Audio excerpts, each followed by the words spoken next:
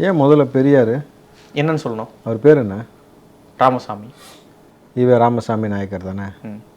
எப்படி ஈவே ராமசாமி நாயக்கர் வந்து பெரியாராக மாறினார்? அந்த போர்வை உங்களுக்கு ஏன் தேவைப்பட்டுச்சு? சமூகத்துக்கு உழைச்சாரு, ஆயிட்டாரு. சமூகத்துக்கு உழைச்ச சமூகத்துக்கு உழைச்சி பெரியார் ஆயிட்டார் ஈவேரா. அம்பேத்கர் தானே இருக்கார். சுவாமி விவேகானந்தர், அப்துல் கலாம் எல்லாம் அவங்களாம் இருக்கும்போது தட்சணாமூர்த்தி கருணாநிதியாக மாறுறாரு, கருணாநிதி கலைஞராக மாறுறாரு, இங்கே வந்து ராமசாமி பெரியாராக மாறுறாரு. அப்போ உங்கள் ரெண்டு பேருக்கு என்ன தேவைப்படுது?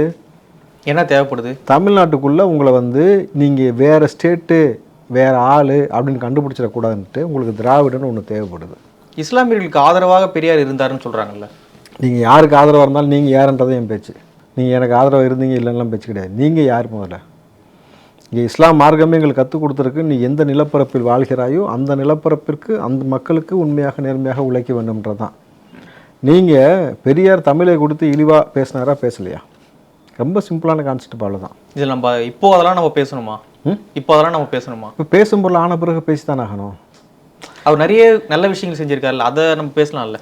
சூப்பர். ஒரு இலையில் வந்து சாப்பாடு வச்சுட்டு கொஞ்சம் மலம் இருக்குது, மலத்தை கண்டுக்காமல் உணவு மட்டும் சாப்பிடு அப்படின்னு சொன்னால் யார் சாப்பிடுவா? நீங்கள் எங்கே கை வச்சுருக்கீங்க நான் சொல்லட்டுமா? ரூட்டில் கை வச்சுருக்கீங்க. என் மொழியை இழிவான மொழின்னு சொல்லிட்டு என் ஊரில் உங்களுக்கு என்ன வேலை? தம்பி, உங்களுக்கு ஒரு இனத்தை அழிப்பதற்கு ஒரு மொழியை அழிச்சிட்டா போதும். என் மொழியை நீங்கள் கை வச்சுருக்கீங்க. என்னுடைய வரலாற்று புத்தகங்கள் எல்லாத்தையும் நீங்கள் வந்து கேவலமாக பேசியிருக்கிறீங்க. அப்போது இது எங்கே கொண்டு போய் நின்றுருக்கு நான் சொல்லவா?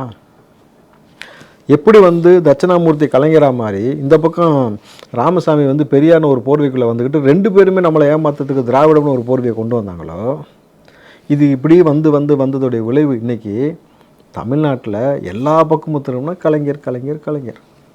இன்னும் ஒரு 50 வருஷம் கழித்து இன்னும் இருக்கிற மிச்சமீதி தலைவர்கள் பெரியார்லேருந்து அண்ணாலேருந்து எல்லாத்தையும் தூக்கி போட்டுட்டு ஸ்டாலின் அப்புறம் உதயநிதி இப்படி தான் கொண்டு வந்து வரலாற்றில் நிற்பாருவாங்க. பெரியார் நீங்கள் பெரியார்னு சொல்கிறீங்க. அண்ணாவை எதுக்கு அண்ணான்னு சொல்கிறான்? ஏன்னா அவர் பேர் அண்ணாதுரை. முடிஞ்சு. சிம்பிள், இவ்வளோ தான். அண்ணாதுரை அண்ணான்னு சொல்லாமே தவிர ராமசாமியை ராமனு வேணால் சொல்லியிருக்கலாமே தவிர நீங்கள் எதுக்கு பெரியார்? நீங்கள் ராமுக்கு எதிர் தானே அவர். ராமுக்கு எதிர்னா வெளியே போன்னு சொல்லியிருக்கலாம்ல. எதுக்கு பெரியார்? அப்போ யார் வச்சா? வரலாற்றை திருடுறதுன்னு ஒன்று இருக்குது. சமீபத்தில் நம்ம கண்ணுக்கு முன்னாடி வரலாறு ஒருத்தர் திருடினார். யார் சார்? ஸ்டாலின். என்ன திருடிட்டாரு சொல்லட்டுமா? இப்போது ஒரு நிகழ்வு நடந்துச்சு, ஸ்டாலின் கலந்து கொள்கிற ஒரு நிகழ்வு. பெண்கள் வந்து கருப்பு துப்பட்டா அணிய தடை. கரெக்டுங்களா?